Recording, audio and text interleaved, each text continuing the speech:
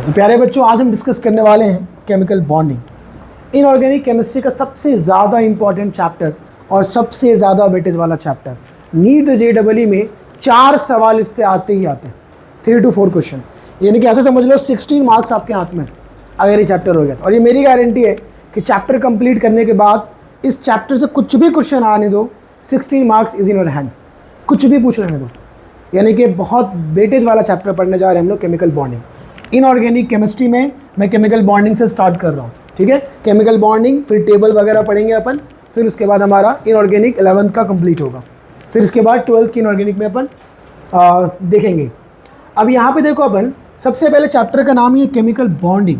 तो सबसे पहला सवाल आता है कि बॉन्डिंग क्या है, व्हाट इज बॉन्डिंग। बॉन्डिंग का मतलब क्या होता है? रिश्ता, बंधन।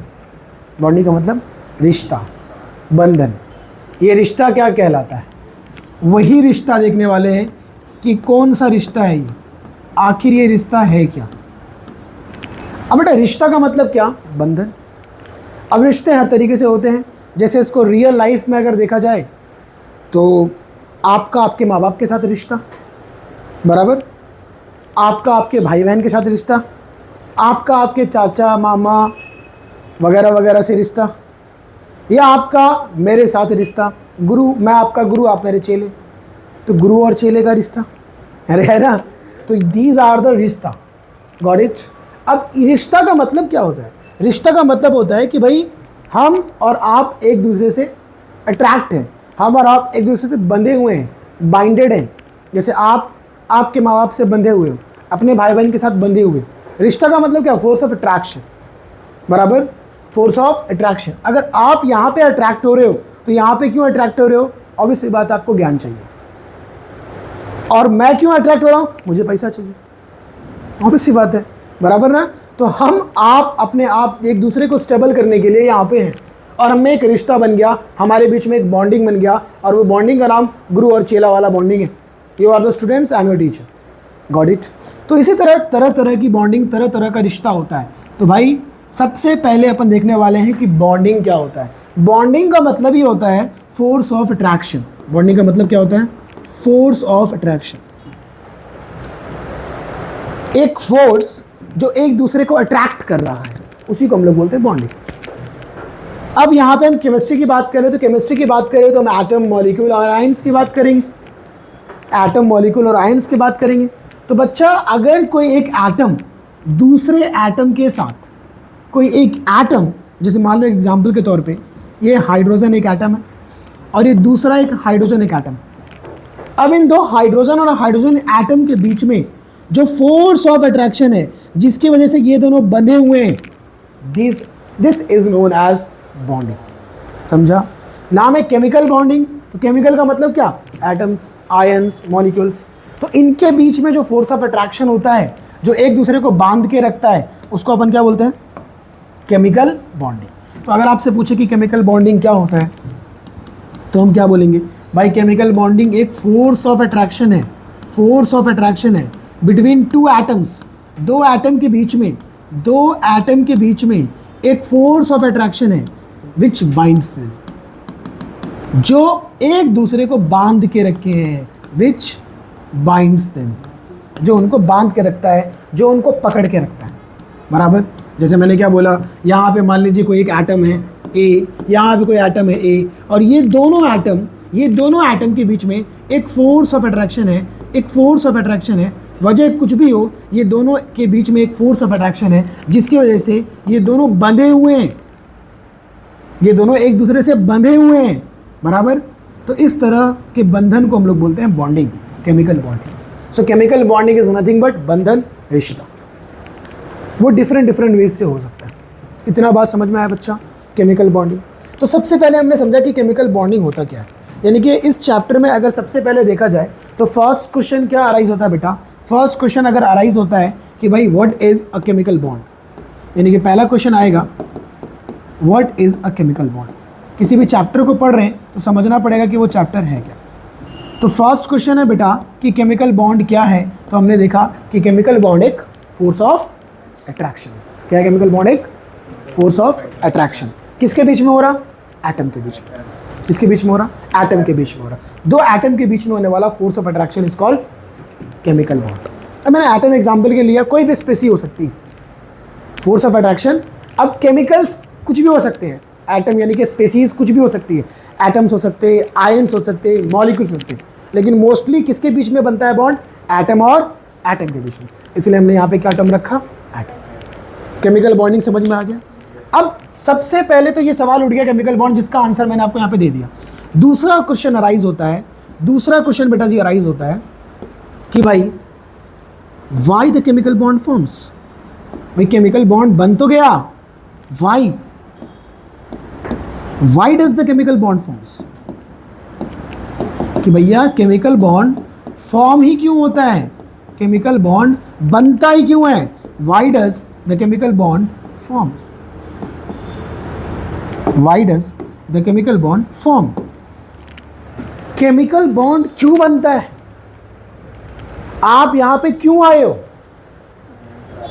ज्ञान प्राप्त करने के लिए। क्या आप, ठीक है, नॉलेज लेने के लिए आए हो, केमिस्ट्री सीखने के लिए आए हो, ताकि नीट क्रैक कर सको, जेडब्ल्यू क्रैक कर सको और अपना फ्यूचर बना सको, अपना फ्यूचर स्टेबल कर सको। फ्यूचर स्टेबल करने का मतलब क्या? सिंपल, डॉक्टर इंजीनियर बनकर क्या करोगे? पैसा। इट्स ऑल अबाउट पैसा। पैसा कमाओगे। ऑब्वियस सी बात है, मैं सुबह सुबह उठ के मेहनत क्यों कर रहा हूँ? ऑब्वियस सी बात है, पैसा। It's all about money. हाँ, वो अलग बात है कि पैसा हमारा प्राइमरी रोल नहीं होना चाहिए, चाहे वो मेरा हो या आपका। हाँ, पैसा बिल्कुल, बिना पैसे के तो काम चलेगा ही नहीं, क्योंकि हमारी और आपकी मजबूरी है, हमको इस दुनिया में सर्वाइव करने के लिए पैसा चाहिए। बट हमारा प्राइमरी गोल पैसा नहीं होना चाहिए। अगर आप डॉक्टर इंजीनियर बन रहे हो तो प्राइमरी गोल होना चाहिए कि हमसे लोगों को फ़ायदा हो सके, हम सोशल कितना वर्क कर सकें, सोसाइटी को हमसे क्या फ़ायदा हो। अगर आप डॉक्टर बन रहे हो तो ये ध्यान में रखो, अगर आपकी नीयत अच्छी होगी तो ऊपर वाला आपको आपके लिए अच्छा करेगा। अगर ये सोच रखोगे कि अगर कोई गरीब आ जाए या कोई मजदूर, क्या बोलते हैं, माजूर आ जाए, जिसको ज़रूरत हो, जिसको आपको मदद की ज़रूरत हो, उससे कम फीस लो, कम पैसा लो, बराबर, तो आपको बरकत होगा। ये नीयत रखना चाहिए अपने को। इंजीनियर बनेंगे भाई तो हम सोशल के लिए क्या कर सकते हैं, समाज के लिए, वो भी अपने को, ये प्राइमरी गोल हमारा होना चाहिए। बाकी हाँ भाई पैसा तो चाहिए, ऑब्वियस सी बात है, सर्वाइव करने के लिए। तो स्टेबिलिटी गेन करने के लिए, आप आगे स्टेबल होने के लिए क्या कर रहे हो? यहाँ पे आ रहे हो। मैं अपने आप को और स्टेबल बनाने के लिए आपका लेक्चर ले रहा हूँ, ऑब्वियस सी बात है। तो उसी तरह ये बॉन्ड जो हमारे आपके बीच में बना है, क्यों? स्टेबल होने के लिए। हम दोनों भी क्या चाहते हैं? स्टेबल होना। आपका और मेरा गोल एक ही है, स्टेबल होना। बस आपका दूसरे पॉइंट ऑफ व्यू से, मेरा दूसरे पॉइंट ऑफ व्यू से। बात समझ में आ रहा है? तो केमिकल बॉन्ड बनता क्यों है बच्चा? तो केमिकल बॉन्ड बनता है टू गेन मैक्सिमम स्टेबिलिटी। क्या भाई, क्यों बनता है भाई? क्यों बनता है भाई? क्यों बनता है? टू अटेन या टू गेन मैक्सिमम स्टेबिलिटी। हर कोई चाहता है कि वो ज़्यादा से ज़्यादा स्टेबल हो। To gain maximum stability, to attain maximum stability, ज़्यादा से ज़्यादा वो स्टेबल होता है। अब आप में से ज़्यादा स्टेबल कौन होगा? ऑब्वियस सी बात है, जिसको MBBS मिलेगा वो ज़्यादा स्टेबल होगा एज़ कम्पेयर टू बाकी जो मेडिकल है। ऐसा नहीं कि वो लोग ख़राब है, लेकिन ऑब्वियस सी बात है MBBS का ज़्यादा डिमांड है, बराबर, तो ज़्यादा स्टेबल होगा। और ज़्यादा जो पढ़ोगे, आप में से जो ज़्यादा पढ़ने में होशियार होगा, जिसको ज़्यादा मार्क्स आएंगे, वो ज़्यादा स्टेबल होगा फ्यूचर में। ठीक है, तो मैक्सिमम स्टेबल हर कोई होना चाहता है, टू अटेन मैक्सिमम स्टेबिलिटी। अब मैक्सिमम स्टेबिलिटी का मतलब क्या है भाई? हमारे लिए तो स्टेबिलिटी हमको समझ में आया, लेकिन ये एटम और मॉलिक्यूल के लिए स्टेबिलिटी का मतलब क्या है? ये एटम और मॉलिक्यूल के लिए स्टेबिलिटी का मतलब क्या है? तो दोस्तों, एटम और मॉलिक्यूल के लिए स्टेबिलिटी का मतलब होता है to attain noble gas configuration. क्या क्या? To attain noble gas configuration. अब क्वेश्चन अराइज होता है कि सर नोवल गैस कॉन्फ़िगरेशन कहने का मतलब क्या है? नोवल गैस कॉन्फ़िगरेशन कहने का मतलब क्या है? अब novel gas configuration, novel gas कौन है? हमारे नोवल गैस है भैया, याद रखो आप लोग, नोवल गैस है हिमा, नेहा और करीना, जेलस, रानी। ये हमारे नोबल गैस, यानी कि हीलियम, नियॉन। अच्छा, रानी है क्लास में भी यार। Helium, neon, argon, krypton, xenon, radon. Hema Neha और करीना इतनी खूबसूरत है कि जेलस फील कर रही है रानी। हेमा नेहा और करीना जेलस रानी, ऐसे याद कर सकते हो, ऐसे बहुत सारे लोगों ने बना रखे हैं, आप याद कर सकते हो। तो helium, neon, argon, krypton, xenon, radon, एक और एलिमेंट नीचे डिस्कवर्ड हुआ है ऑर्गेनिज्म। खैर हमारे काम का इतना ही है जाने। अब इनको हम लोग बोलते हैं नोवल गैस। इनको क्या बोलते हैं? Novel gas. भाई साहब इनको नोवल गैस क्यों बोलते हैं? इनको नोवल गैस क्यों बोलते हैं और इनको इनर्ट गैस भी बोलते हैं? नोवल गैस क्यों बोलते हैं? क्योंकि ये किसी से रिएक्ट नहीं करते। इनर्ट मतलब रिएक्ट नहीं करता। इनर्ट गैस, यहाँ पे लिखा मैंने इनर्ट गैस, मतलब ये किसी से रिएक्ट नहीं करता। क्यों नहीं करता रिएक्ट? भाई देखा गया है कि जो टोटल कितने एलिमेंट है भाई, टोटल 118 एलिमेंट डिस्कवर्ड हो चुके हैं भाई। टेबल में कितने एलिमेंट है? 118 एलिमेंट्स बराबर कितने एलिमेंट्स है टोटल भाई? टोटल 118 एलिमेंट्स है। कितने एलिमेंट्स है टोटल? 118 एलिमेंट्स। अब 118 एलिमेंट जो है यहाँ पे, इसमें ये जो एलिमेंट्स हैं इनका कॉन्फ़िगरेशन सारे एलिमेंट से अलग है। इन्होंने देखा कि भाई ये किसी से रिएक्ट क्यों नहीं करते, क्योंकि ये स्टेबल है। केमिस्ट्री के लैंग्वेज में हम इसको बोलते हैं स्टेबल। रियल लाइफ में स्टेबल का मतलब पैसा होना। हाँ, जैसे हमारे अंबानी, पैसा ही पैसा, समझो ये अंबानी की खानदान है, पैसा ही पैसा, मतलब दे आर स्टेबल। ये किसी से रिएक्ट नहीं करते, किसी से बॉन्ड नहीं बना रहे। क्यों नहीं बॉन्ड बना रहे? स्टेबल है। ज़रूरत क्या है? मैं आपसे बॉन्ड क्यों बना रहा हूँ? मुझे ज़रूरत है पैसे की। आप मुझसे क्यों बॉन्ड बना रहे हो? आपको ज़रूरत है नॉलेज की। अगर मुझे ज़रूरत नहीं रहेगी तो सिंपल सी बात है, मैं बॉन्ड ही नहीं बनाऊंगा आपसे। और आपके पास नॉलेज, आप डॉक्टर बन जाओगे तो क्या मेरे से बॉन्ड बनाओगे? आ जाओ राफे सर, मैं आपको फीस देता हूँ, मैं डॉक्टर बन गया हूँ। नहीं भाई, उल्टा राफे सर को एज अ पेशेंट बुलाओगे, फीस लोगे। Got it? अरे आ रहा है बात समझ में? तो जब आप ऑलरेडी स्टेबल हो जाओगे तो आप बॉन्ड बनाओगे नहीं बनाओगे। तो दे आर स्टेबल। रिएक्ट करने का मतलब होता है इंट्रैक्शन होना, किसी से रिएक्ट कर, जैसे मैं आपसे रिएक्ट कर रहा हूँ, आप उससे रिएक्ट कर रहे हो। रिएक्ट मतलब इंट्रैक्शन, दोनों के बीच में एक इंट्रैक्शन। और इंट्रैक्शन कैसे होता है? लेन देन से। आप फीस दे रहे हो, आप पैसा दे रहे हो, और मैं आपको नॉलेज दे रहा हूँ। हालांकि बेटा नॉलेज की कीमत नहीं है, समझ में आया? नॉलेज की कोई एक कीमत नहीं है। खैर इतना समझ में आया कि भाई रिएक्शन का मतलब क्या होता है? इंट्रैक्शन। एक एलिमेंट दूसरे एलिमेंट के साथ इंट्रैक्ट हो रहा, उसी को हम लोग क्या बोलते हैं? रिएक्शन। तो ये किसी से इंट्रैक्ट नहीं होते क्योंकि ये स्टेबल है। तो देखा गया आखिर क्या इसमें ऐसी खूबी है कि ये स्टेबल है। तो इसका इलेक्ट्रॉनिक कन्फिगरेशन देखा गया। अब ये मत बोलना कि इलेक्ट्रॉनिक कन्फिगरेशन नहीं आता, ये बचपन में 9th 10th में पढ़ा है इलेक्ट्रॉनिक कन्फिगरेशन। आपने पढ़ा है हीलियम का एटॉमिक नंबर क्या होता बच्चा? हीलियम का एटॉमिक नंबर क्या होता? हीलियम का एटॉमिक नंबर क्या होता? हीलियम का एटॉमिक नंबर भाई साहब 2 होता। नियॉन का कितना होता? 10। आर्गॉन का कितना होता? 18। क्रिप्टॉन का कितना होता? 36। जेनॉन का कितना होता? 54। इसका कितना होता? 86। ठीक है। खैर अपने को इतना लेना देना नहीं है, सिर्फ आपको इतना भी याद रहना, ये और ये इतना तो याद है। इतना तो 10th लेवल में याद था आपको कि भाई हीलियम का एटॉमिक नंबर 2, नियॉन का एटॉमिक नंबर 10, आर्गॉन का एटॉमिक नंबर 18। हाँ, मुझे लगता है इसमें कोई दिक्कत नहीं होनी चाहिए, बोलना इसमें कोई दिक्कत नहीं होनी चाहिए। ठीक है। तो हीलियम का इलेक्ट्रॉनिक कन्फिगरेशन याद है आपको? अपन गोला गोला बनाते थे, ऐसा गोला फिर से गोला, याद है? अरे 2 एटॉमिक नंबर 2 का मतलब प्रोटॉन 2, मतलब इलेक्ट्रॉन भी 2। तो 2 इलेक्ट्रॉन ऐसे फिल करते थे ना, 1 और 1 2। हाँ, लिखते थे इलेक्ट्रॉनिक कन्फिगरेशन क्या इसका? 2। क्या तुम्हें याद है? अरे कह दो मुझे याद है। अरे याद है? अरे कह दो याद है। अब इलेक्ट्रॉनिक कन्फिगरेशन किसका लिखने वाले? नियॉन का। तो बेटा क्या लिख रहे थे? याद है? यहाँ पे 2, अरे याद है? और यहाँ पे 1 2 3 4 5 6 7 8, याद है ना? क्या लिखते थे इसका? 2,8। याद है? याद है ये सब? 2,8। अब ये हो गया भाई हीलियम का, ये हो गया भाई नियॉन का। अब आर्गॉन का अगर देखेंगे हम, तो आर्गॉन का बेटा जी क्या होगा बताइए? तो पापा जी आर्गॉन का ना ऐसे होगा, ऐसे होगा, ऐसे होगा, ऐसे होगा। याद है? अरे याद है? कह दो।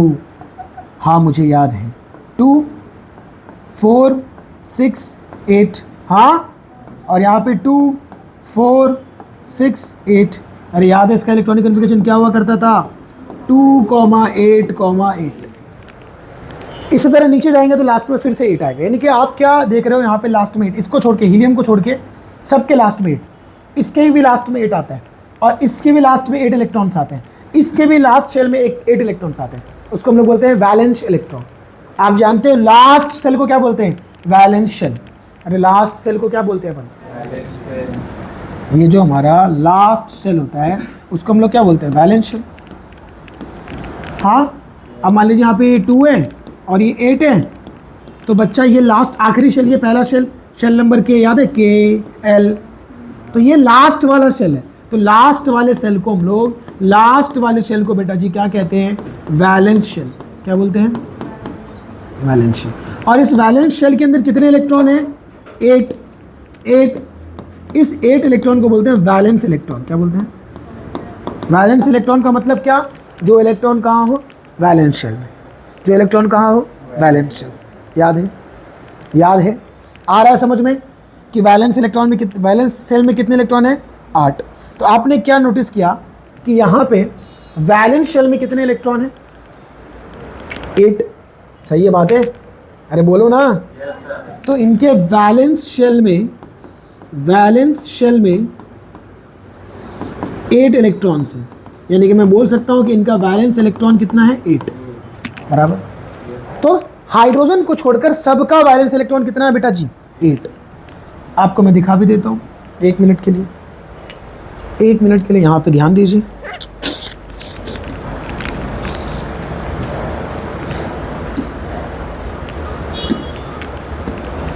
ये हमारा पीरियोडिक टेबल है, और इस पीरियोडिक टेबल में ये हमारा, ये हीलियम है, ये देखिए हीलियम, ये हमारा हीलियम दिखा, हीलियम। ये देखिए हमारे नियॉन को, ये नियॉन, हीलियम, नियॉन कितने हैं, 2। इसमें क्या है, 2,8 दिख रहा है। आर्गन को देखते हैं भाई, आर्गन भाई आ जाओ, आ जाओ भाई, आ जाओ, 288 दिख रहा है, 288 दिख रहा है। चलो भाई, क्रिप्टॉन तो देखे नहीं थे अभी तक, अभी देख लो, अभी देख लो क्रिप्टॉन भाई, 2,8,18,8। लास्ट में फिर से 8 आया, अरे लास्ट में फिर से 8 आया, 36 होता है ना, देखो ना, 8 to 10, 10 और 18, 10 और 18 कितना हो गया, अरे 18 और 10 28, 28 और 8 36। अब जेनॉन भाई आप भी आइए, अरे आप भी जाइए, अरे आइए आइए आइए आइए। देखिए लास्ट में फिर से क्या है, 8 इलेक्ट्रॉन। रेडॉन भाई, भाई साहब ये तो बहुत बड़े हैं, ये देखिए लास्ट में 8 दिख रहा है, क्या दिख रहा है, सबके लास्ट में कितने इलेक्ट्रॉन हैं, 8। बाकी किसी भी एलिमेंट के लास्ट में 8 इलेक्ट्रॉन नहीं है। सर एक बार दिखाओ, मैं कैसे मान लूँ, मैं कैसे मान लूँ, ये लो, कौन सा उठाऊँ, मान लो ये उठाता हूँ, लास्ट में कितना है, 2 दिख रहा है, लास्ट में 2।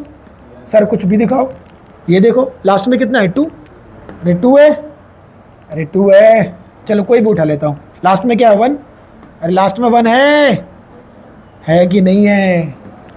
तो किसमें 118 में सिर्फ ये 1, कहीं आना गया हो, आ गया क्या, जाने दो।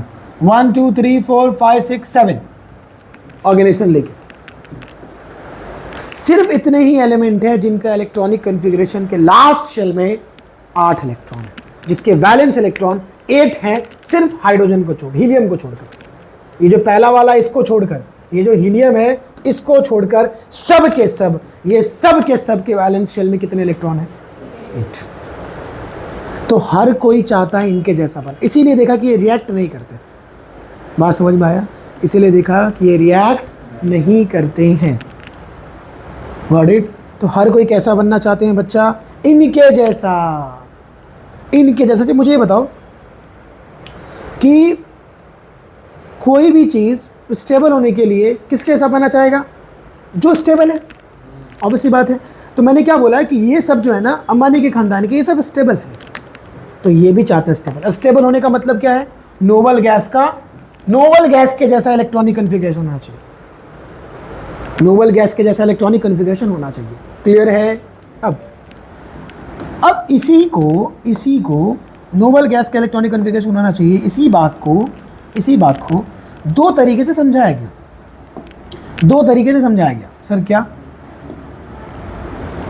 आप एक ही तरीका बोल लो, एक तरीके से समझाया गया, यानी कि टू कंप्लीट ऑक्टेट, यानी कि ऑक्टेट कंप्लीट करने के लिए, 8 होने के लिए हर कोई क्या चाहता है? 8 होना। सर नहीं समझा, सर समझा ही नहीं, सर नहीं समझा, समझा रहा हूँ, नहीं समझा, समझा रहा हूँ।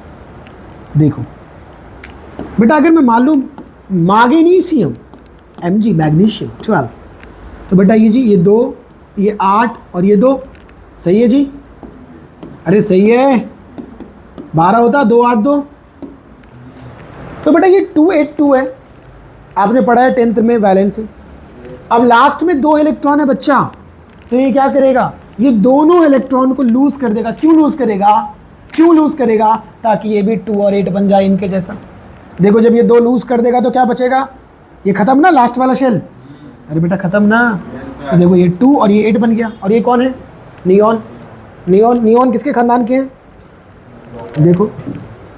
देखो नियॉन कहाँ गया? नियॉन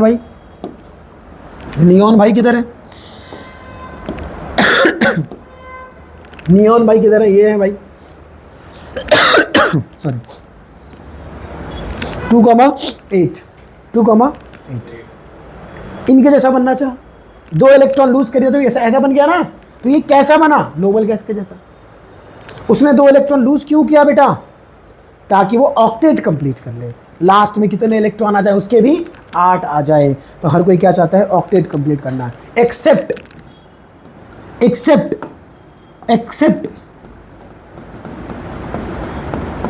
हाइड्रोजन एंड लिथियम, इन दोनों को छोड़कर। ये दोनों की औकात नहीं है ऑक्टेट कंप्लीट करने की, डुप्लेट करते हैं। मतलब नहीं समझा सर?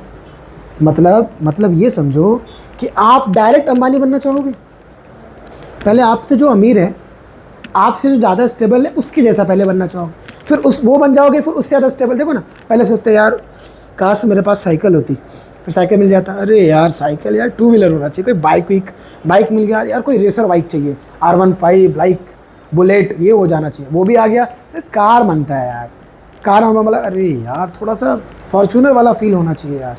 हाँ, फॉर्च्यूनर मिल जाए, उसके बाद फरारी की डिमांड करने लगते, ऑडी मिले भाई, थोड़ा सा BMW वगैरह मिले, तो धीरे धीरे चलते हो ना। डायरेक्ट है वो ज़मीन पे बोलोगे नहीं, हेलीकॉप्टर चाहिए एक ही बार में, प्रोसेस है। तो अभी देखो जो हाइड्रोजन है, ये बेचारे के पास एक ही इलेक्ट्रॉन है। अरे बेचारे के पास क्या है? एक ही इलेक्ट्रॉन। बेचारे के पास क्या है?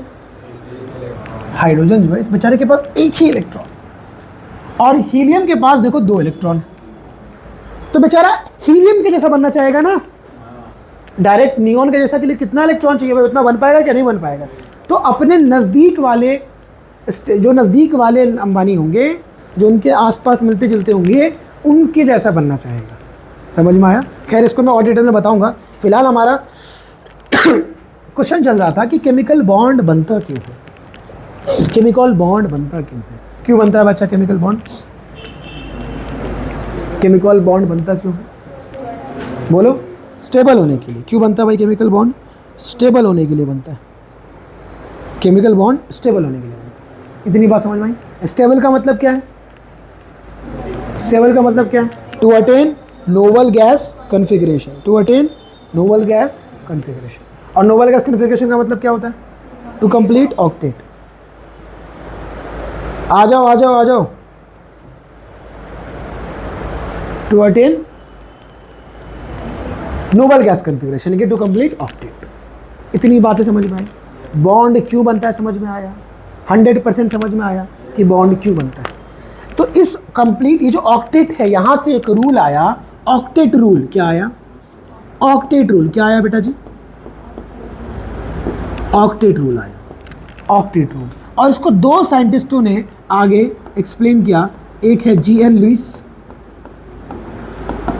और एक है W. कॉजल। और इसीलिए अगर आप टेक्स्ट बुक देखेंगे तो पहला टॉपिक आपको दिखेगा Lewis and Kossel approach, Lewis and Kossel approach, Lewis and Kossel approach.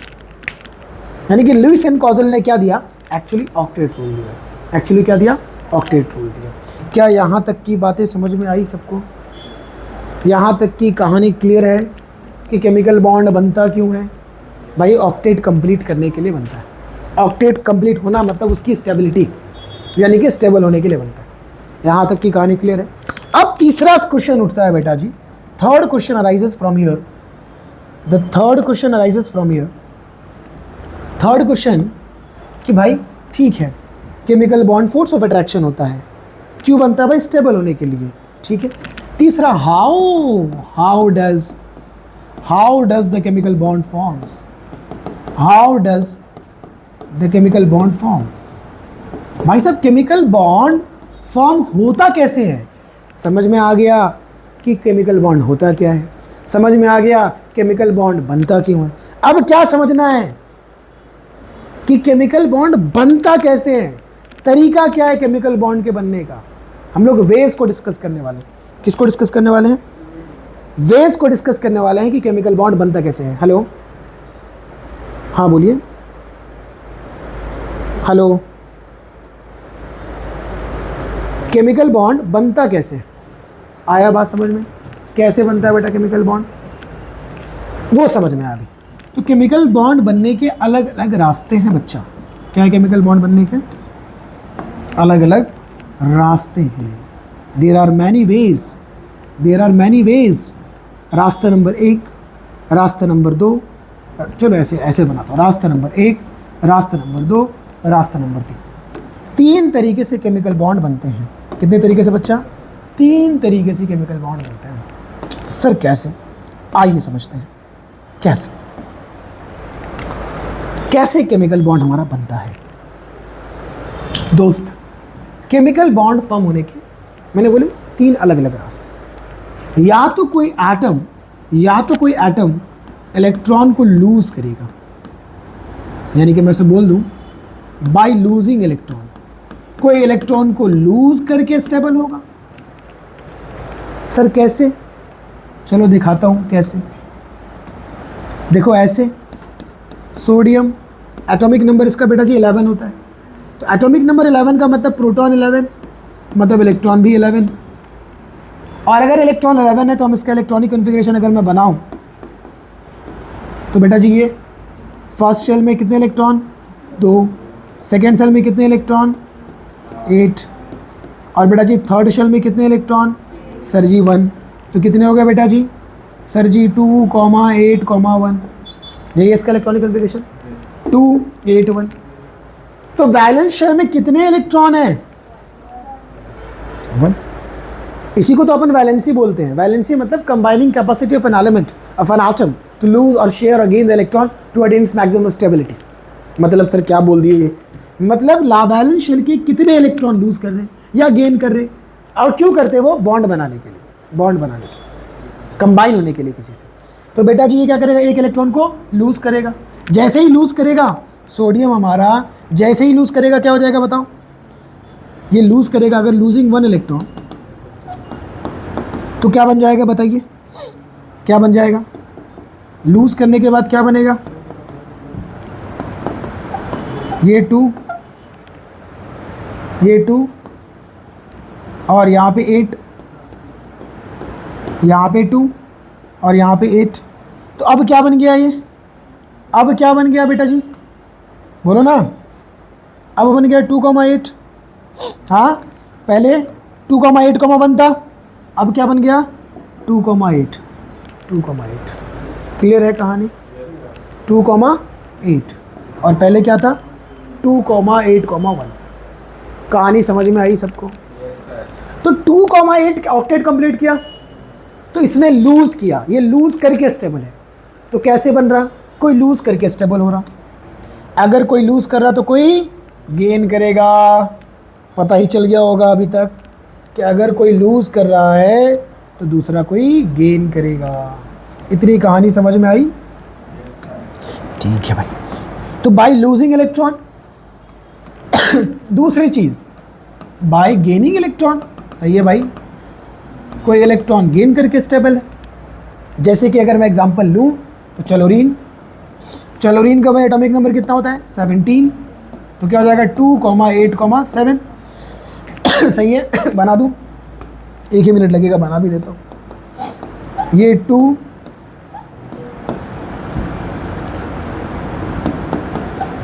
ये 2, ये 8, हाँ जी, और उसके बाद 7। देखिए क्या बना 287। तो ऑक्टेट करने के लिए कितना चाहिए, 1 इलेक्ट्रॉन गेन करेगा, 7 + 1 8 हो जाएगा। तो ये it will gain 1 electron, it will gain 1 electron. तो व्हेन इट गेन 1 इलेक्ट्रॉन, यानी कि ये क्या कर रहा है बेटा, गेनिंग 1 इलेक्ट्रॉन। और बेटा जी जब ये 1 इलेक्ट्रॉन गेन करेगा, जब ये 1 इलेक्ट्रॉन गेन करेगा तो यकीन मानो क्या हो जाएगा, साइज इसका थोड़ा सा बड़ा हो जाएगा। अब क्यों होगा ये सब बाद में बात करेंगे। खैर 1 इलेक्ट्रॉन इसने गेन कर लिया और ये कब क्या बन गया बेटा जी 2,8,8। 287 से क्या बन गया 2,8,8। और ये इसने कैसे स्टेबिलिटी गेन की, 1 इलेक्ट्रॉन को गेन करके। तो इसने कैसे बॉन्ड बनाया, 1 इलेक्ट्रॉन को गेन करके। तीसरा रास्ता और आखिरी रास्ता, by sharing the electron, by sharing electron. अब मान लो इसके पास लूज करने की टेंडेंसी है, क्योंकि इसके आउटर मोस्ट शेल में 1 इलेक्ट्रॉन थे। कहाँ गया भाई 1 इलेक्ट्रॉन, इसने लूज कर दिया। इसके आउटर मोस्ट शेल में भाई 7 इलेक्ट्रॉन थे, तो उसने क्या कर लिया भाई गेन कर लिया। लेकिन भाई जिसके आउटर मोस्ट शेल में 4 इलेक्ट्रॉन्स होंगे बराबर, या हाइड्रोजन ले लो 1 इलेक्ट्रॉन है, जैसे हाइड्रोजन का एग्जांपल ले लो, हाइड्रोजन बेटा जी 1 इलेक्ट्रॉन है बराबर। अगर इसके पास 1 इलेक्ट्रॉन है तो इसका मतलब प्रोटॉन 1 इलेक्ट्रॉन 1, सही है, और इसका इलेक्ट्रॉनिक कन्फिगरेशन 1 होगा। अगर मैं ड्रॉ करूं तो ये 1, अगर ये 1 किसी को दे देगा तो खत्म कहानी। लूज तो नहीं कर सकता बराबर, लूज नहीं कर सकता ना, गेन कर सकता है, लेकिन अगर देने वाला चाहिए। लेकिन अगर गेन करने वाला भी नहीं होगा, मान लो दूसरा भी इसके साथ हाइड्रोजन ही आ जाए। अब मान लो भाई दूसरा भी इसके साथ, ध्यान दीजिएगा, दूसरा भी इसके साथ हाइड्रोजन ही आ गया, दूसरा एलिमेंट भी इसके साथ क्या आ गया हाइड्रोजन ही आ गया, दूसरा भी एलिमेंट के साथ हाइड्रोजन ही आ गया। ये बोलेगा तू दे, ये बोलेगा तू दे, तू दे, तू दे, तू दे, तू दे, कोई देगा? ये देगा तो ये 0 हो जाएगा भिखारी, ये देगा तो ये 0 हो जाएगा भिखारी। कोई चाहेगा ऐसे करना? बोलेगा क्या करिए भाई, क्या करिए, एक ही रास्ता। हाँ एक ही रास्ता, क्या करे मेरे दोस्त, एक ही रास्ता, क्या कर भाई, टूरू टूरू।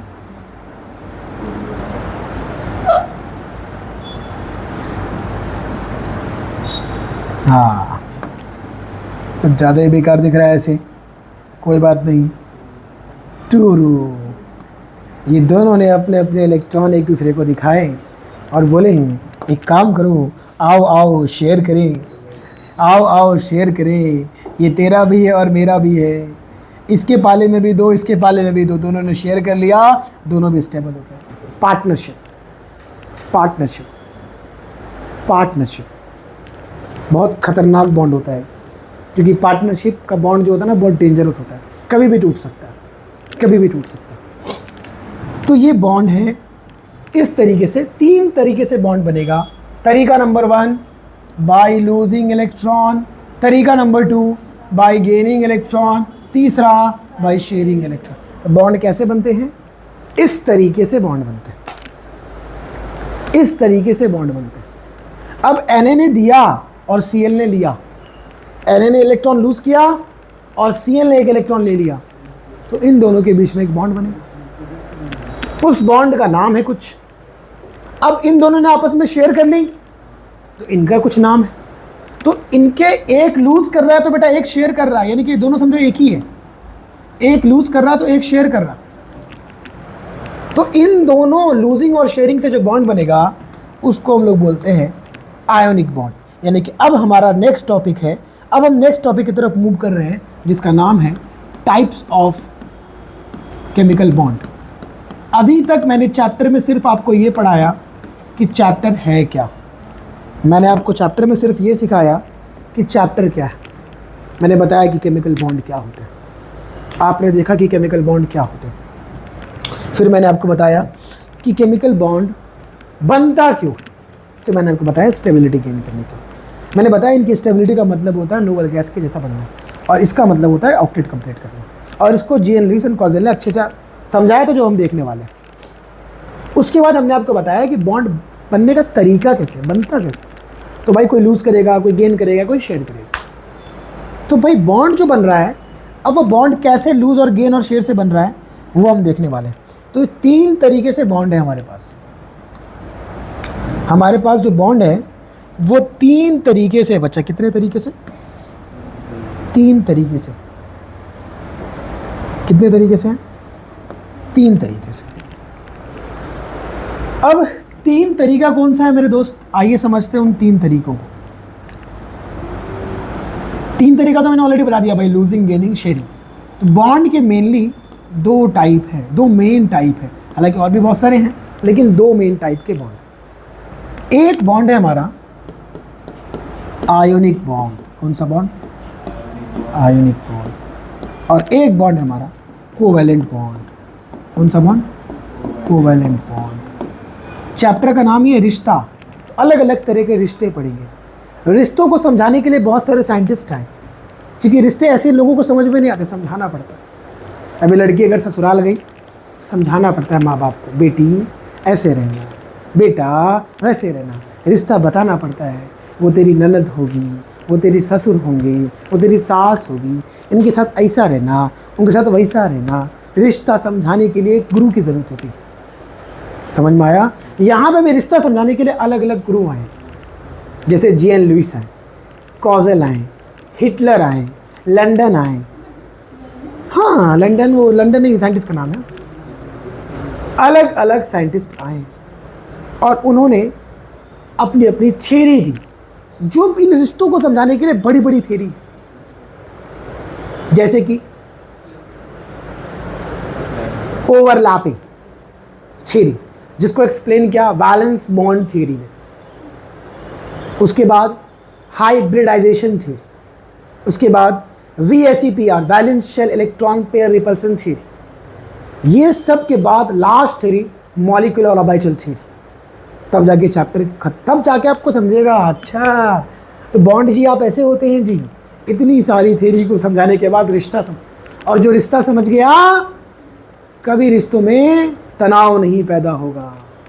वरना रिश्ते में तनाव बहुत बड़ा अपराध होता है। आप जानते हो कैसे घरों के घर आबाद की जगह बर्बाद हो जाते हैं। समझ में आया?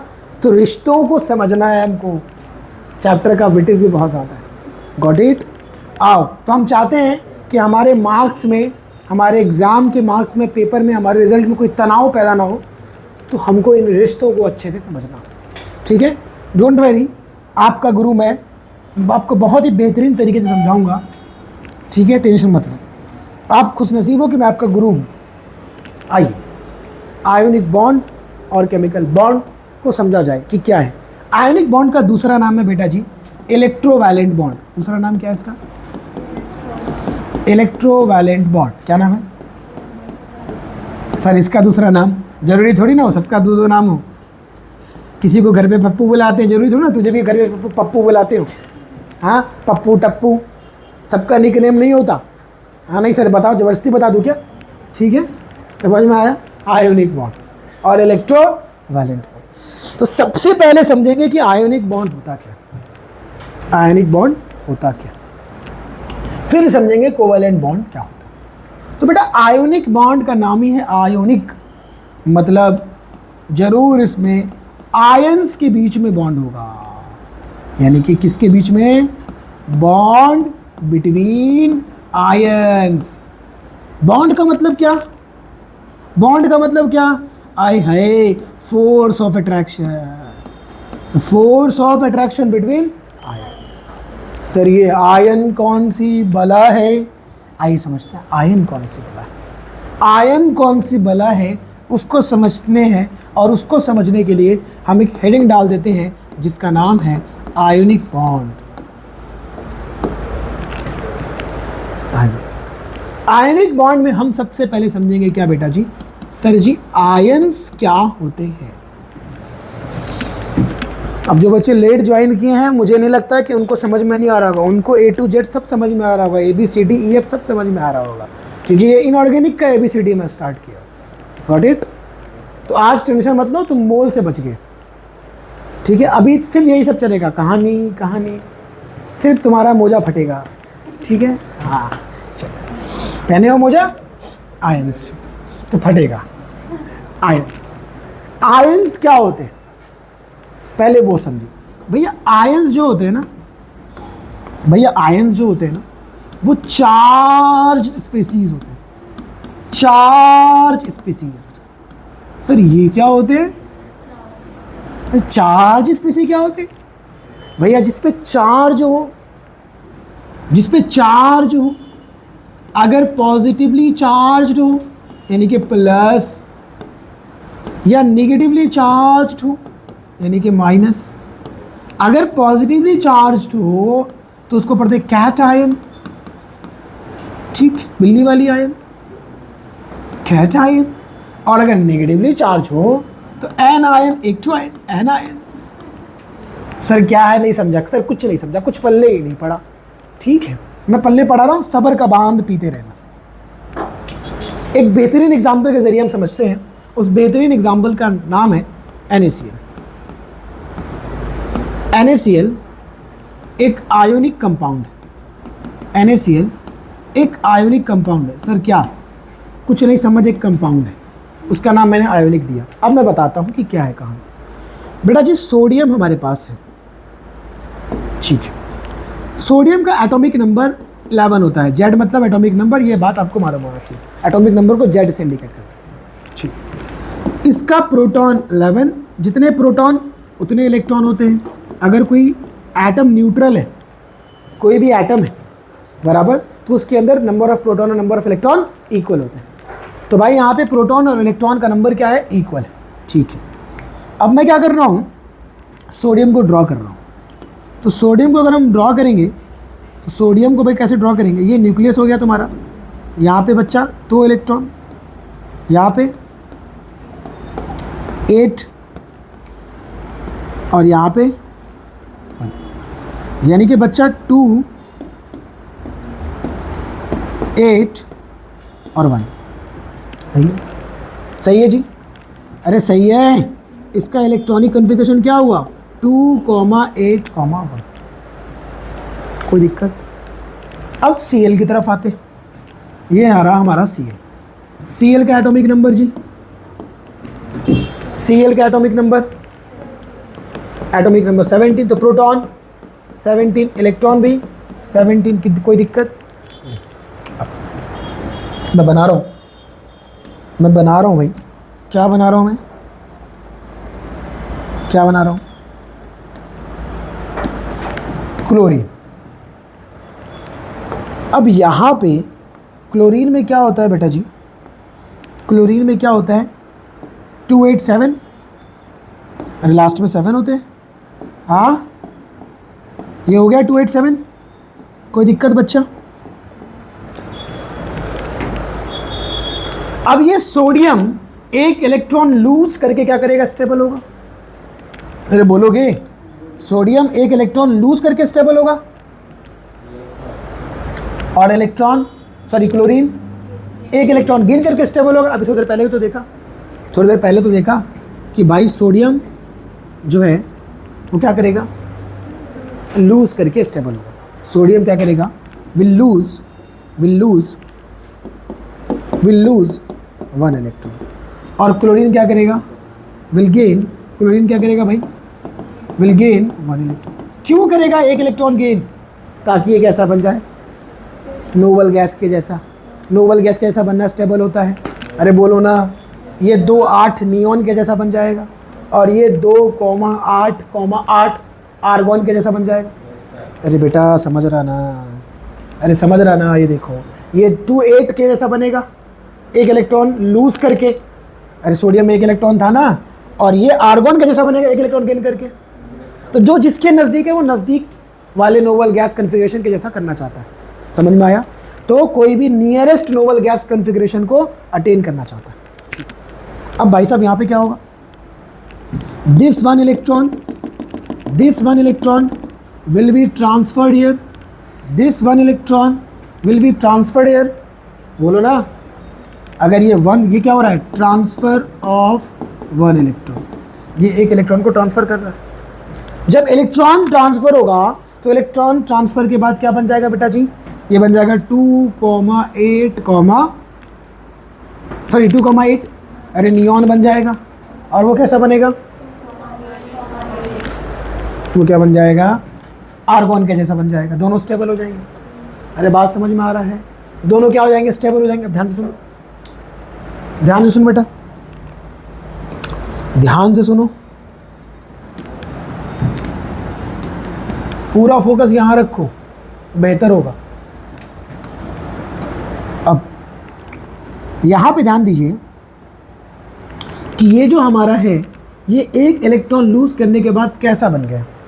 यानी कि मैं अगर इसको बनाऊं यहाँ पे, कैसा बना, तो हम ऐसा बनाएंगे कि ये एक इलेक्ट्रॉन लूज करने के बाद, ये 2 और ये 8 ऐसा बन गया। ये 2,8 बन गया बेटा जब उसने लूज कर दिया। और गेन करने के बाद बताओ 2,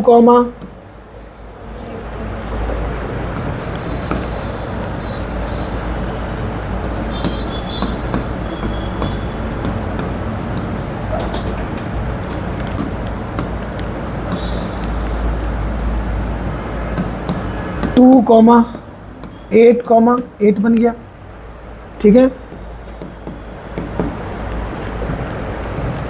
2,8 बन गया। क्लियर? तो ये बन गया किसके जैसा, नियॉन के जैसा। ये बन गया किसके जैसा, आर्गॉन के जैसा। दोनों स्टेबल हो गया।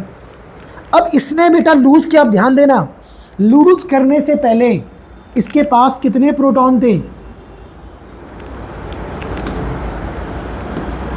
यहाँ पे प्रोटॉन कितने थे 11, और इलेक्ट्रॉन कितने थे 11।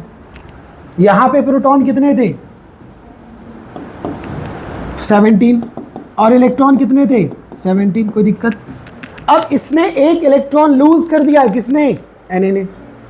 तो बेटा एक इलेक्ट्रॉन लूज करने के बाद प्रोटॉन तो उतना ही रहता है, एटॉमिक नंबर कभी भी चेंज नहीं होगा। प्रोटॉन न्यूक्लियस के अंदर होता, तो न्यूक्लियस में पहले भी 11 प्रोटॉन थे, न्यूक्लियस में पहले भी 11 प्रोटॉन थे बेटा जी।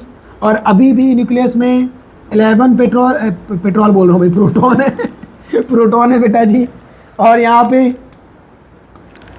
पे बेटा जी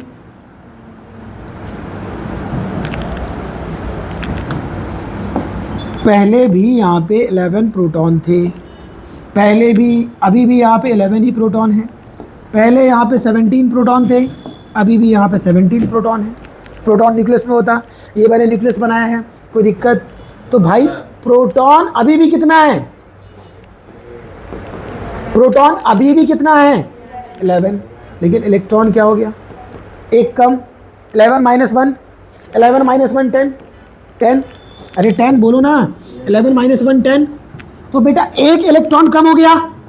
अरे एक इलेक्ट्रॉन की कमी, एक इलेक्ट्रॉन कम हो गया as compare to proton. Proton से कंपेयर करोगे तो एक इलेक्ट्रॉन कम, तो एक इलेक्ट्रॉन कम बोला। और प्रोटॉन पे चार्ज क्या होता है, पॉजिटिव। तो एक इलेक्ट्रॉन कम मतलब एक प्रोटॉन ज़्यादा। अरे बोलो बेटा, एक प्रोटॉन ज़्यादा, एक इलेक्ट्रॉन पे पॉजिटिव चार्ज, एक इलेक्ट्रॉन पे नेगेटिव चार्ज, खत्म, न्यूट्रल, जीरो हो जाता वो। अब यहाँ पे प्लस कितना हो गया 11, अरे प्लस 11 और -10, इलेक्ट्रॉन 10 ही है ना, इलेक्ट्रॉन पे नेगेटिव चार्ज, तो बता कितने बचेंगे, +1 है ना। अरे प्रोटॉन एक ज़्यादा तो +1 ज़्यादा, बोलना +1 ज़्यादा। तो इसीलिए हम क्या करते हैं, इस सोडियम एटम के ऊपर एक प्लस दिखाते हैं, सोडियम एटम के ऊपर एक प्लस दिखाते हैं, मतलब एक प्रोटॉन ज़्यादा है इसमें, यानी कि एक इलेक्ट्रॉन कम है इसमें, एक इलेक्ट्रॉन से निकाल दिया। Na+ का मतलब क्या हुआ, Na+ का मतलब क्या हुआ, Na+ का मतलब क्या हुआ, Na+ का मतलब हुआ ये लूज़ कर चुका है एक इलेक्ट्रॉन, इट लूज्ड, हाँ ये लूज 1 इलेक्ट्रॉन, इसमें इलेक्ट्रॉन को लूज कर चुका है, बराबर, ऑलरेडी लूजेस 1 इलेक्ट्रॉन, और एक इलेक्ट्रॉन लूज कर दिया है, यानी कि एक प्रोटॉन ज़्यादा है, यानी कि एक पॉजिटिव चार्ज ज़्यादा है, इसीलिए Na पे क्या लिखते हैं, एक पॉजिटिव चार्ज। और अब इसके ऊपर चार्ज आ गया, इसी को बोलते हैं चार्ज स्पेसी, चार्ज वाली चीज़, और इसी का नाम है कैट आयन। तो पॉजिटिव चार्ज स्पेसी को क्या बोलेंगे, कैट आयन। समझा आयन कैसे बना, समझा आयन कैसे बना। सेम यहाँ पे अगर मैं बोलूँ तो यहाँ पे क्या होगा बच्चा, बोलो प्रोटॉन अभी कितना 17, अभी भी 17 है, लेकिन इलेक्ट्रॉन एक ज़्यादा हो गया तो 18। तो भाई साहब क्या बोल दूँ मैं, एक इलेक्ट्रॉन ज़्यादा, अरे भाई साहब बोलो एक इलेक्ट्रॉन ज़्यादा। हाँ बेटा कुछ परेशानी है, दूर कर दूँ, एक इलेक्ट्रॉन ज़्यादा यानी कि एक प्रोटॉन कम, इलेक्ट्रॉन ज़्यादा मतलब नेगेटिव चार्ज, अरे बोलना। तो इसीलिए Cl पे क्या आ जाएगा, नेगेटिव चार्ज। आया बात समझ में, Cl- का मतलब क्या, Cl- का मतलब क्या बेटा, Cl- का मतलब क्या भाई, ऑलरेडी गेन 1 इलेक्ट्रॉन, एक इलेक्ट्रॉन गेन कर चुका ये, यानी कि एक इलेक्ट्रॉन ज़्यादा एक प्रोटॉन कम। तो एक इलेक्ट्रॉन ज़्यादा मतलब क्या, एक नेगेटिव चार्ज ज़्यादा, और एक नेगेटिव चार्ज ज़्यादा का मतलब क्या, Cl पे माइनस चार्ज, और इसको बोलते हैं एनायन, इसको बोलते हैं एनायन। क्लियर है कहानी, इसको क्या बोलते हैं बेटा, एनायन। समझ में आया कैटायन और एनायन का कॉन्सेप्ट, समझ में आया कैटायन और एनायन का कॉन्सेप्ट। तो जब इसने इलेक्ट्रॉन को लूज़ किया, किसने, सोडियम ने। तो यहाँ से एक और बात याद रखना कि जो मेटल होते हैं बेटा जी, मेटल, उनकी फितरत होती है, जैसे तुम्हारी फितरत है नहीं पढ़ने की, टाइम पास करने की, सिर्फ ब्रेक चाहिए रहता है। सब लोग को नहीं बोल रहा हूँ जिनकी ये फितरत होती है, वैसे ही मेटल की फितरत है, टेंडेंसी है टू लूज इलेक्ट्रॉन, वो इलेक्ट्रॉन को लूज ही करना चाहते हैं, टू लूज इलेक्ट्रॉन। अब मेटल की ये फितरत क्यों है, क्योंकि मेटल के वैलेंस शेल में या तो एक इलेक्ट्रॉन होते हैं, या तो 2 इलेक्ट्रॉन होते हैं, या तो 3 इलेक्ट्रॉन होते हैं। तो आप देखना जब भी वैलेंस शेल में 1 या 2 या 3 इलेक्ट्रॉन होंगे तो उसको लूज ही करना पड़ता है, एक लूज करके स्टेबल हो जाएगा। मान लो 2 8 1, एक लूज कर दिया 2 8, 2 8 2, 2 लूज कर दिया 2 8, 2 8 3, 3 लूज कर दिया 2 8। लेकिन 2 8 4 अगर रहेगा तो 4 लूज नहीं करेगा, क्योंकि 2 ऑप्शन है, 4 लूज भी कर सकता, 4 गेन भी कर सकता, तो इसीलिए वो वहाँ पे लूज नहीं करेगा, वो शेयर करता है एक्चुअली। तो बेटा मेटल की टेंडेंसी लूज करने की होती है, क्यों, क्योंकि मेटल के वैलेंस शेल में या तो 1 या तो 2 या तो 3 इलेक्ट्रॉन्स होते हैं, 3 इलेक्ट्रॉन्स होते हैं। इसके लिए मेटल क्या करता है, लूज करता है, और इसको हम लोग बोलते हैं मेटालिक कैरेक्टर, जो आप 10th में पढ़ चुके हो, इसको हम लोग बोलते हैं मेटालिक कैरेक्टर। खैर बहुत सारी चीज़ें जब 12th तक जाएंगे तो इसमें जितना भी मैं चीज़ें पढ़ा रहा हूँ बहुत सारी चीज़ें फेल भी होने वाली है, ठीक है, हाँ ये भी याद रखना। अब non metallic character, non metallic character क्या होता है, नॉन मेटल की जो टेंडेंसी होती है वो क्या होती है, बोलो, इनको मांगना पसंद है, हाँ मांगते हैं, इनको मांगना पसंद, टू गेन इलेक्ट्रॉन। तो नॉन मेटल की वैलेंस शेल में आप देखेंगे तो 6 5 और 7 इलेक्ट्रॉन मिलेंगे, इसीलिए वो गेन करते हैं, आप देखेंगे इसलिए वो गेन करते हैं, बराबर। ये बात भी 100% सही नहीं है, हम जब 12th वगैरह में और ज़्यादा पढ़ेंगे तब चीज़ों को हम समझेंगे, कॉन्सेप्ट्स को। क्लियर हो गया कहानी। इसने लूज़ किया तो क्या बना, Na+, उसने गेन किया तो क्या बना, Cl माइनस। बेटा लूजिंग और गेनिंग करने के बाद, लूजिंग और गेनिंग करने के बाद, लूजिंग और गेनिंग करने के बाद Na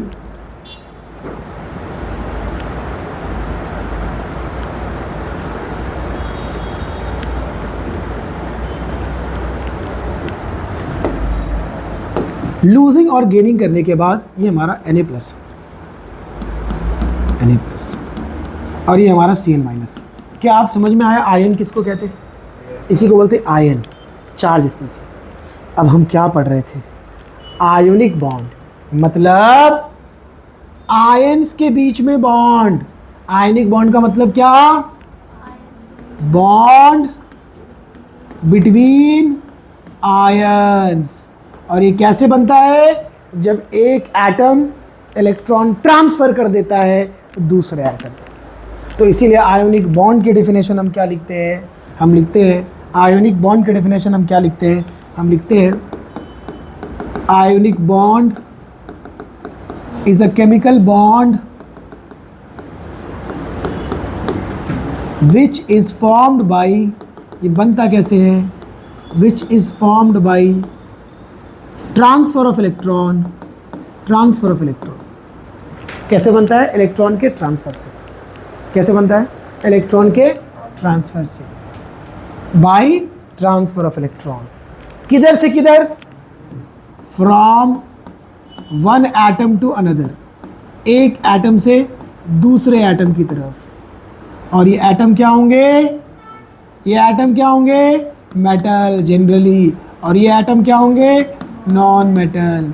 यानी कि आप बोल सकते हो आयनिक बॉन्ड किसके किसके बीच में बनता है? मेटल और नॉन मेटल। आयनिक बॉन्ड किसके किसके बीच में बनता है?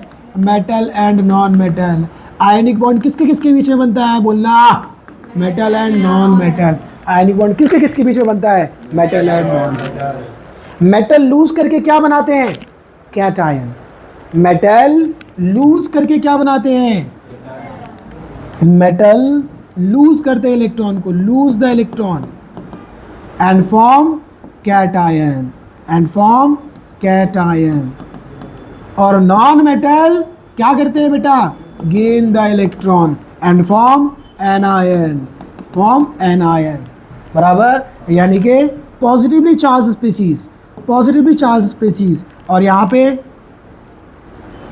पॉजिटिवली चार्ज स्पीसीज, और यहाँ पे निगेटिवली चार्ज स्पीसीज।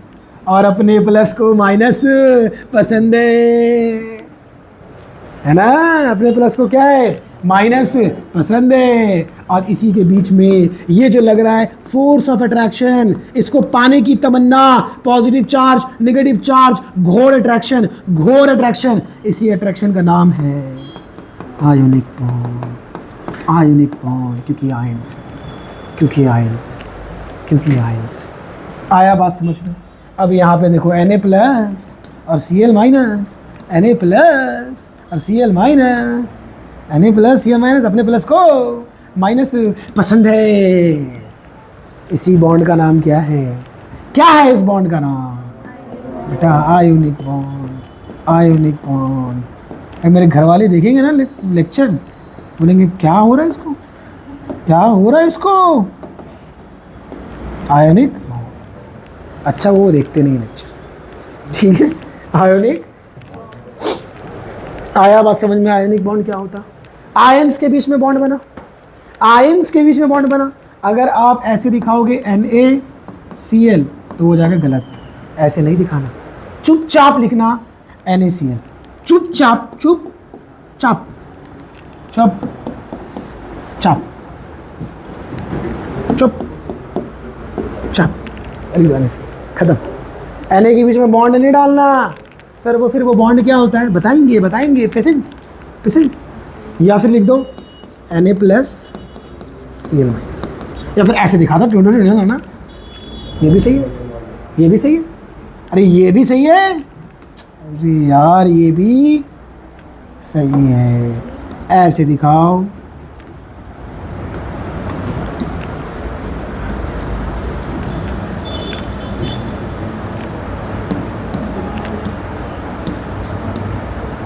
ऐसे दिखाओ।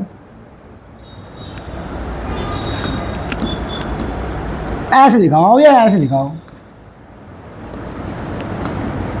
या फिर ऐसे दिखाओ, तीनों भी सही है, तीनों भी सही है।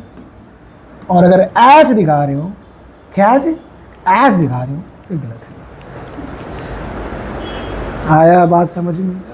क्लियर हो गई कहानी? आयनिक बॉन्ड समझ में आया कि नहीं बच्चा? बोल दे मेरा बच्चा कि समझ में नहीं आया। आया।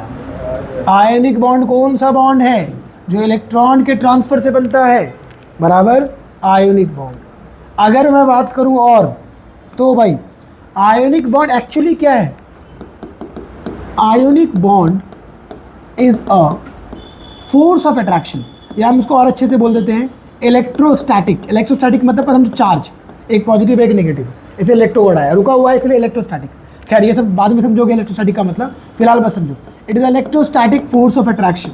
ये एक force of attraction, electrostatic force of attraction between ions. Ions के बीच में फोर्स ऑफ अट्रैक्शन को क्या बोलते हैं हम लोग?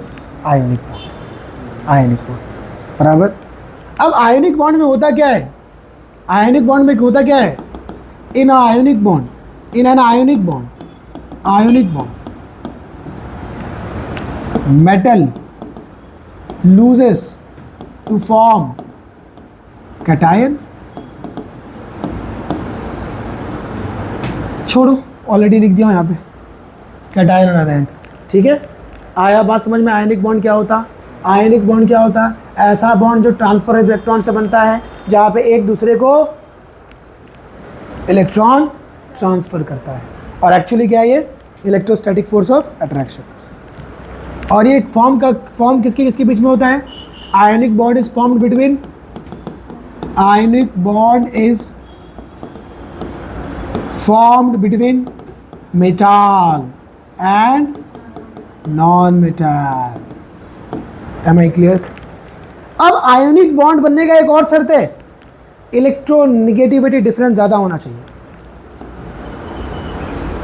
आयनिक bond is formed between metal and metal, metal and non-metal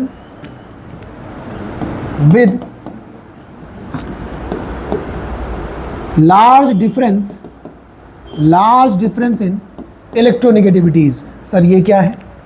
electronegativity क्या है इसको मैं बाद में समझाऊंगा। ऐसे समझो फिलहाल 10th लेवल पे अगर तुम जानते हो तो तुम जानते हो फ्लोरीन ज़्यादा इलेक्ट्रोनेगेटिव होता है। इलेक्ट्रोनेगेटिव मतलब इलेक्ट्रॉन को खींचने की ताकत, बराबर। तो एक मेटल है जो इलेक्ट्रॉन को खींचने की ताकत नहीं है, उसको लूज करना चाहता है वो, और ये गेन करना चाहता है। तो जो खींचना चाहता है उसकी इलेक्ट्रोनेगेटिविटी ज़्यादा होती है, और जो लूज करता है उसकी इलेक्ट्रोनेगेटिविटी जीरो के बराबर, एकदम कम होती है। जीरो मत बोलो, एकदम कम होती है। तो इन दोनों के बीच में इलेक्ट्रोनेगेटिविटी का डिफरेंस बहुत ज़्यादा हो गया। समझ में आया? एक बिल्कुल अलग जो गेन करना है, और एक लूज करना। कुल मिला के एक लूज करने वाला होगा और एक गेन करने वाला होगा, बराबर। दोनों सिमिलर या सेम नहीं होंगे, क्योंकि कोवैलेंट बॉन्ड जो इसके बाद है उसमें कोवैलेंट बॉन्ड में पढ़ना है कि दोनों के बीच में सिमिलर होता है। सिमिलर एटम यानी कि सेम एटम आपस में जो बॉन्ड बनाएंगे वो कोवैलेंट बॉन्ड बनाएंगे।